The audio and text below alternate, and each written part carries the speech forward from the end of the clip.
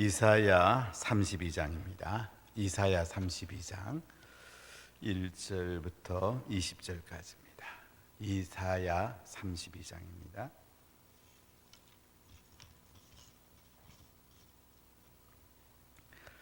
보라, 장차 한 왕이 공의로 통치할 것이요 방백들이 정의로 다스릴 것이며 또 그 사람은 광풍을 피하는 곳, 폭우를 가리는 곳 같을 것이며 마른 땅에 냇물 같을 것이며 곤비한 땅에 큰 바위 그늘 같으리니 보는 자의 눈이 감기지 아니할 것이요 듣는 자가 귀를 기울일 것이며 조급한 자의 마음이 지식을 깨닫고 어른한 자의 혀가 민첩하여 말을 분명히 할 것이라.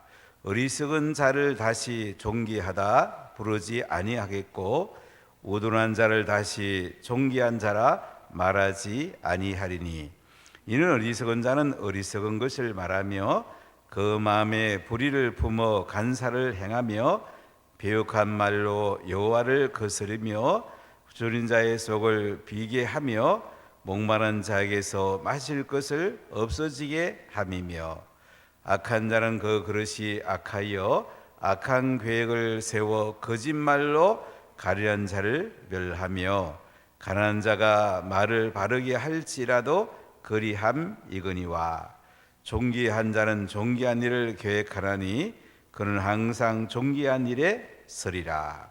너희 안일한 여인들아 일어나 내 목소리를 들을지어다. 너희 염려없는 딸들아 내 말에 귀를 기울일지어다.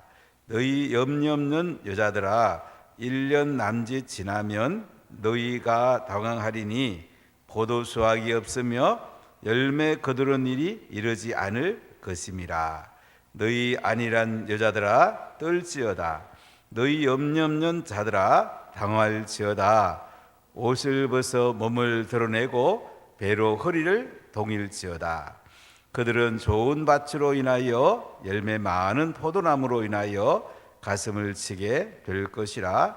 내 백성의 땅에 가시와 찔레가 나며 희락의 성읍 기뻐하는 모든 집에 나리니 대저 궁전이 패한 바 되며 인구 많던 성읍이 적막하며 오벨과 망대가 영원히 굴혈이 되며 들나귀가 즐기는 곳과 양떼의 초장이 되려니와 마침내 위에서부터 영을 우리에게 부어 주시리니 광야가 아름다운 밭이 되며 아름다운 밭을 숲으로 여기게 되리라. 그때에 정의가 광야에 거하며 공의가 아름다운 밭에 거하리니 공의의 열매는 화평이요 공의의 결과는 영원한 평안과 안전이라. 내 백성이 화평한 집과 안전한 거처와 조용히 쉬는 곳에 있으려니와 그 숲은 우박에 상하고 성읍은 파괴되리라. 모든 물가에 씨를 뿌리고 소와 나귀를 그리로 모는 너희는 복이 있느니라. 아멘. 할렐루야. 이사야서에는 공의와 정의가 계속 강조가 됩니다.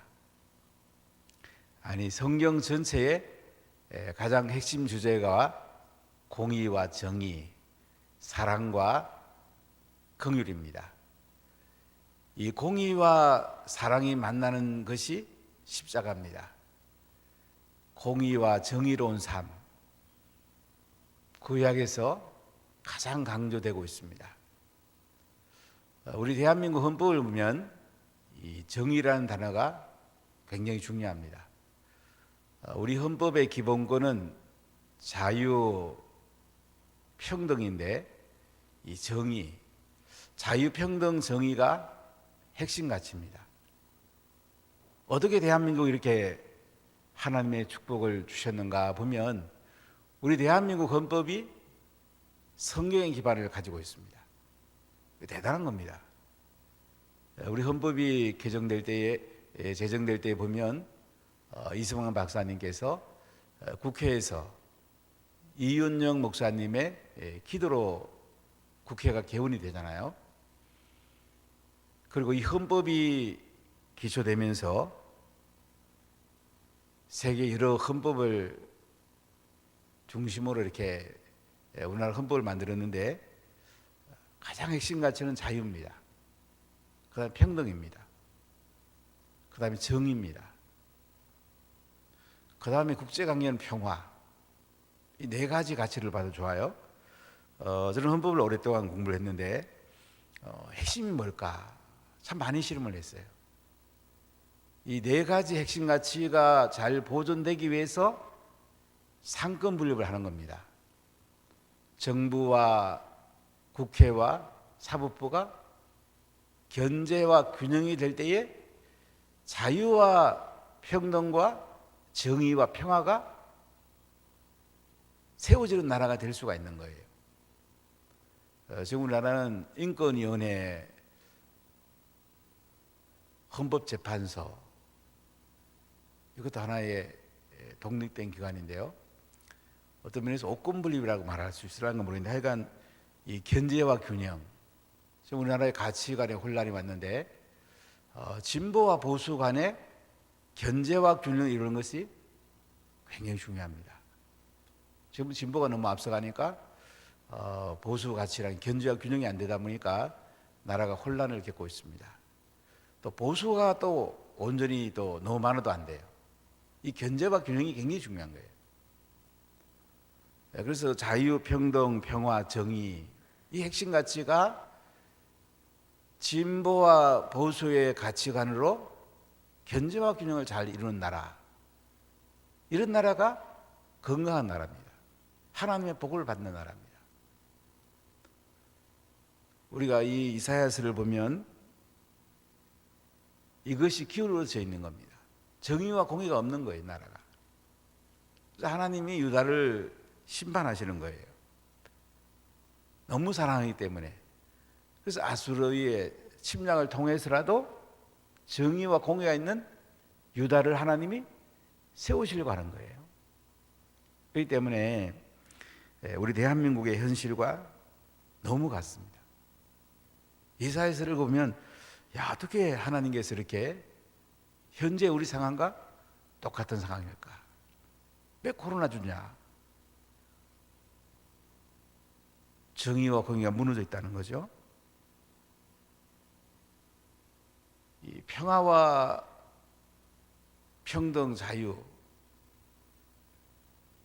우리 성경을 봤을 때에 이 평화의 개념이 굉장히 많이 나옵니다. 오늘 본문은 정의와 평화가 입맞출 때, 이렇게 제목 가지고 설명하던 책도 있는데, 오늘 보면 새로운 왕이 오신다는 겁니다.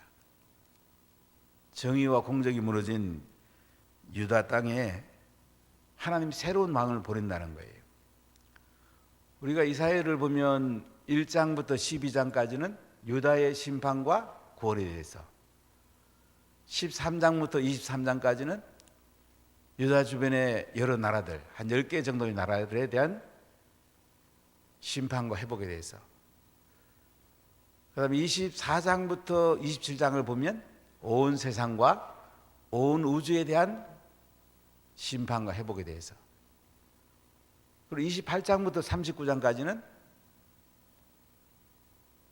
지금 유다가 처한 역사적 현실, 아수르의 침략 앞에 있는 유다의 현실에 대해서 말씀을 하고 있습니다.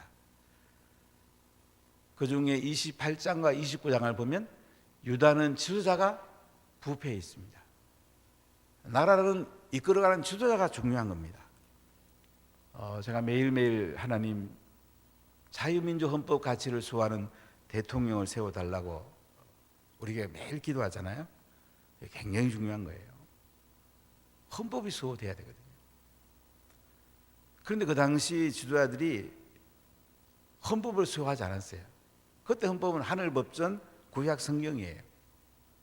구약 성경대로 백성을 통치하면 진정한 왕이신 하나님께서 유다를 축복하지 않을 수가 없어요.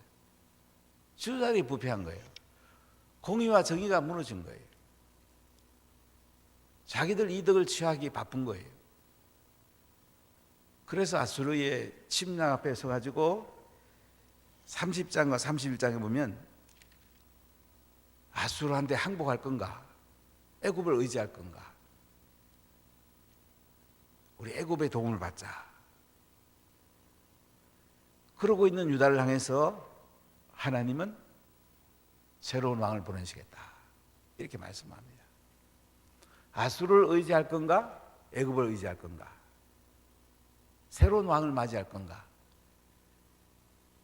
오늘 32장에서는 하나님이 새로운 왕을 보내신다는 겁니다. 오늘 1절 말씀 보세요. 보라, 장차 한 왕이 공의로 통치할 것이요 방백들이 정의로 다스릴 것이며. 보아라, 비홀드. 장차 한 왕이 공의로 통치한답니다. 한 왕이 공의로 통치한다. 우리가 정의와 공의에 대해서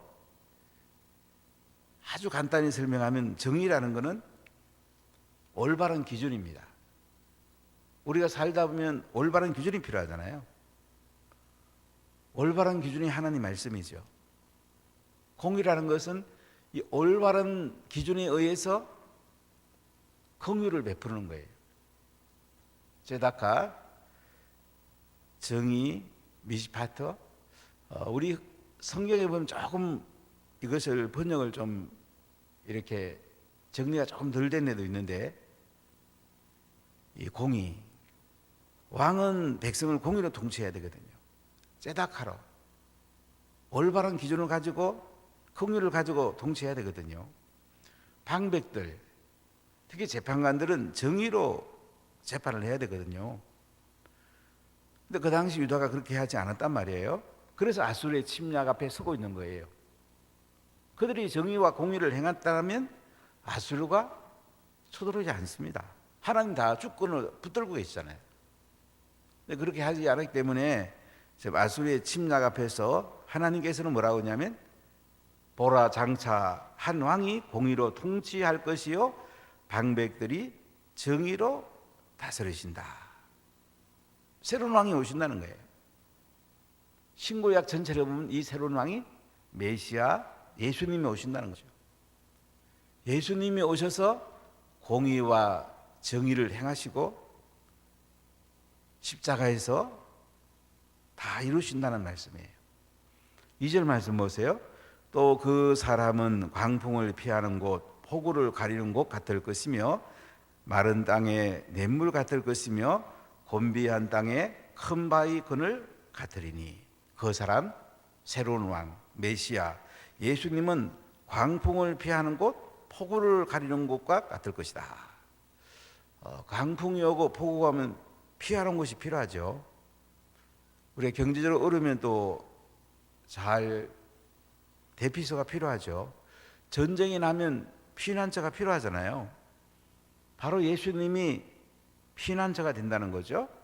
마른 땅에 냇물 같을 것이며 곤비한 땅에 큰 바위 그늘 같다.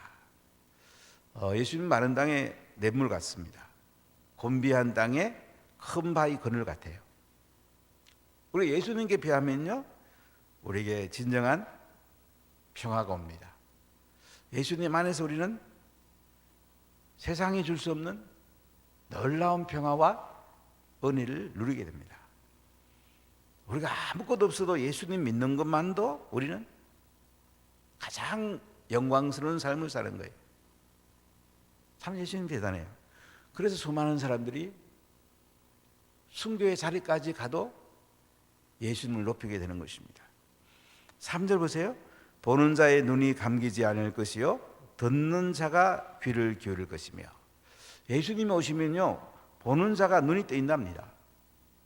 소경이 눈을 뜬다는 거예요. 듣는 자가 귀를 기울인대요. 귀머거리가 귀가 열린답니다. 신약시대에 예수님이 오셔서 소경의 눈을 뜨게 하고 귀머거리에 귀가 들리게 합니다. 참 놀라운 은혜죠. 4절 보세요. 조급한 자의 마음이 지식을 깨닫고 어눌한 자의 혀가 민첩하여 말을 분명히 할 것이다. 조급한 자의 마음이 지식을 깨닫는답니다. 사람들이 코로나가 오고 힘들면 조급하기 쉽거든요. 하는 일이 잘 안 되면 얼마나 조급하기 쉽습니까? 근데 하나님이 예수님을 보내갖고 지식을 깨닫게 한답니다. 어눌한 자의 혀가 민첩해서 말을 분명히 한답니다. 이 말이 어눌한 사람을 하나님이 민첩하다. 민첩하단 말은 엑셀런트 스피리트라고 영어 번역은 할 수 있는데요. 탁월한 영을 보내주고 성령에 민감하단 말이에요. 민첩이란 말은 말을 분명히 한다. 이런 은혜가 온다는 거죠. 사람 부족할 수 있습니다. 저는 상당히 말에 어눌한 것이 있는데 하나님께 늘 지혜를 구하고 성령의 기름을 구하는데요. 우리는 조금 부족한 게 있는 것이 우리에게 하나님께 나가는 좋은 은혜의 자리가 될 수도 있습니다. 이렇게 예수님이 오시면 지식을 깨닫게 해주고 어른한 자가 말을 분명히 하게 되고 이런 복을 준다는 거예요. 5절에 보면 어리석은 자를 다시 존귀하다 부르지 아니하겠고 우둔한 자를 다시 존귀한 자라 말하지 아니하리라. 어리석은 자를 다시 존귀하다, 우둔한 자를 다시 존귀하다 이렇게 하지 않는다는 거예요. 여러분, 어리석은 자가 누굽니까? 예수님 안 믿는 사람이 어리석은 자죠. 새로운 왕을 맞이 않는 사람이 어리석은 자죠. 통찰력이 없고 지혜가 없는 사람이 어리석은 자죠. 새로운 왕이 오시면 어리석은 자를 다시 존귀하다 부르지 않겠고요, 우둔한 자를 다시 존귀한 자라 말하지 않는답니다. 분별력이 있다는 거예요. 그럼 대통령이 가장 중요한 건 분별력입니다. 지도자에게 가장 중요한 건 분별력이에요. 어떻게 결정하는가가 나라를 결정하는 거예요. 새로운 왕이 오시면 분별력이 있고 이런 통찰력이 있다는 거예요. 6절에 보면 이는 어리석은 자는 어리석은 것을 말하며 그 마음에 불의를 품어 간사를 행하며 배역한 말로 여호와를 거스리며 줄인 자의 속을 비게 하며 목마른 자에게 마실 것을 없어지게 함이며. 어리석은 자는 어리석은 것을 말한답니다. 그 마음에 불의를 품어서 간사를 행한답니다. 배역한 말로 여호와를 거스린답니다. 줄인 자의 속을 비게 하며 목마른 자에게 마실 것을 없어지게 한다. 우리 인생을 살아가면서요, 가장 어리석은 건 뭐냐면 하나님이 원하지 않는 것을 계속 반복하는 거예요. 이게 어리석은 거예요. 안 되는 것을 계속 반복하는 거예요. 제가 목회자를 많이 만나보는 편인데 좀 죄송합니다만 어떤 목회자는 안 되는 목회를 계속 반복하고 있는 거예요. 마음이 너무 아파요. 우리가 배우기도 하고 눈도 떠야 되고 예수훈련 받으면 새로운 목회가 열린다고 그러면 뭐 그거 별거 있겠냐고. 참 어리석은 사람들이죠. 저는 모든 것이 말씀에서 나와야 되고 그 다음에 탁월한 사람들이 나타나면 저는 그분을 꼭 만나보고 싶어요. 꼭 한 수를 배우고 싶어요. 하나님이 그분에게 하시는 놀라운 일들이 있거든요. 저 사업이 잘 되는 분도 이렇게 보면 저는 그분에게 한 수 배워요. 그러니까 저보다 뛰어난 사람 보면 저는 그분을 존중합니다. 우리가 지혜가 필요해요. 한 분은 서울에 목동을 갔는데 식당 앞에 줄이 엄청 멀리 서 있어요. 너무너무 궁금하더라고요. 점심도 먹어야 되겠다. 그래서 줄을 섰어요. 30분 기다렸습니다. 그래서 제 차례가 됐습니다. 제가 1인분을 시켰더니 1인분은 안 판대요. 그리고 쫓겨나 버렸어요. 다 와서 가만히 가니까 그래도 한번 먹어보고 싶은 거예요. 뭐 크게 비싼 음식들은 아니에요. 다 줄을 섰어요. 2인분 주세요. 물론 남겼지만 저는 음식이 왜 어떻게 맛있길래 이렇게 사람들이 줄을 많이 설까? 너무 궁금한 거예요.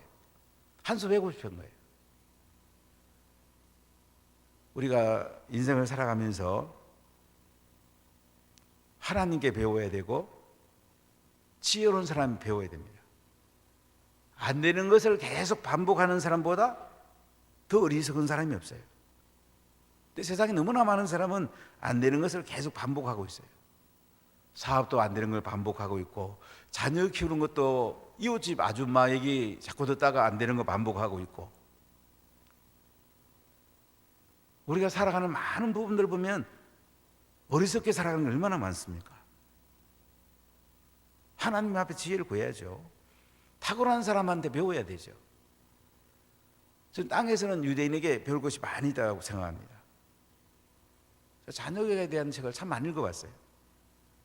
근데 유대인 교육보다 더 좋은 교육은 없어요. 그들은 구약만 중심으로 하기 때문에 거기다가 복음을 넣어가지고 재해석하면 돼요. 그럼 우리 자녀 탁월하게 키울 수 있어요. 노벨상 받는 거 어렵지 않아요. 유대인 교육 그대로 가져오면 노벨상 받을 수 있어요. 어머니 뱃속에서도 그렇게 길러내는 거예요. 탁월하게 이제 키울 수 있죠. 길이 다 있습니다. 근데 자꾸 자기식으로 키우는 거예요. 이웃집 아줌마 얘기 듣고 키우는 거예요. 그래서 좋은 인재가 나올 수 있겠습니까? 우리는 하나님 말씀에 기반을 깔아야 되고, 이 땅에서 가장 탁월한 사람을 한번 보세요. 어떻게 살아가는지. 그들에게 자꾸 배워나갈 때에 우리가 탁월하게 살 수가 있는 거예요. 새로운 왕이 오시면 이런 탁월한 은혜를 주신단 말이에요. 어리석은 자는 어리석은 것을 말하고 그 마음의 불의를 품어 간사를 행하고 배역한 말로 여호와를 거스리고 줄인 자의 속을 비기하고 목마른 자에게 마실 것을 없어지게 하는데, 새로운 왕이 오시면 지혜롭게 하시죠. 놀라운 하나님의 탁월한 은혜가 임하죠. 우리가 복음 전하고 제사 잡는 것도 똑같아요. 예수님이 한 대로 가장 탁월한 방법이고, 가장 탁월하게 하는 사람에게 배우는 것이 가장 빠른 길입니다. 우리 안강의 선교사님 초청해서 이번에 예수훈련하고, 다음에도 기회가 될지 모르겠습니다만 전 똑같은 걸 6번 하려고 하는데요, 우리 교회 내에서 계속 반복할 겁니다. 완전히 내 것이 돼야 돼. 그 복음 전하고 제가 삼는 걸 잘할 수밖에 없어요. 우리 예수 잘 믿는 것은 예배와 제자 두 가지예요. 예배 잘 드려야 되고, 제자 되고 제자 삼는 거 잘 돼야 돼요. 이 두 개 되면 가장 아름다운 예수 믿는 사람이 되는 거예요. 사랑하는 여러분, 인생을 어리석게 살지 마십시오. 탁월하게 사십시오. 잠깐 왔다 가는 인생인데 왜 어리석게 삽니까? 새로운 왕이신 예수님께 배우면 우리가 탁월하게 살고, 예수님께 배워서 탁월하게 사는 사람에게 또 우리가 배우면 탁월하게 삽니다.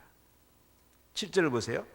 악한 자는 그 그릇이 악하여 악한 계획을 세워 거짓말로 가련한 자를 멸하며, 가난한 자가 말을 바르게 할지라도 그리함이거니와, 존귀한 자는 존귀한 일을 계획하나니 그는 항상 존귀한 일에 서리라. 악한 자는 그 그릇이 악해서요 악한 계획을 세웁니다. 거짓말로 가련한 자를 또 멸합니다. 가난한 자가 말을 바르게 할지라도 그리함이거니와, 존귀한 자는 존귀한 일을 계획하나니 그는 항상 존귀한 일에 서리라. 여러분, 존귀한 자는 항상 존귀한 일을 계획한답니다. 항상 존귀한 일에 쓴답니다. 우리 인생 잠깐 왔다 가는데 존귀하게 살아야 되지 않겠습니까? 존귀한 일을 계획해야 되지 않겠습니까? 항상 존귀한 일에 서야 되지 않겠습니까? 그게 뭡니까? 말씀에 서는 거죠. 정의와 공의를 행하는 거죠. 사랑과 긍휼을 베푸는 거죠. 복음 전하고 제자 삼는 거죠. 신령과 진정으로 예배 드리는 거죠. 성경을 요약하면 간단합니다. 항상 이 기준에 나 자신을 돌아봐야 돼요. 그런데 오늘 9절부터 13절에 보면 이 당시 유대인들이 그렇게 안 살고 있는 것을 폐역에 대해서 경고하는 것을 볼 수가 있습니다. 9절 보세요. 너희 아니란 너희인들아, 일어나 내 목소리를 들을지어다. 너희 염려 없는 딸들아, 내 말에 귀를 기울일지어다. 너희 염려 없는 자여자들아, 1년 남짓 지나면 너희가 방황하리니 포도 수확이 없으며 열매 거두는 일이 이르지 않을 것임이라. 너희 안일한 여자들아 떨지어다. 너희 염려 없는 자들아 당황할지어다. 옷을 벗어 몸을 드러내고 배로 허리를 동일지어다.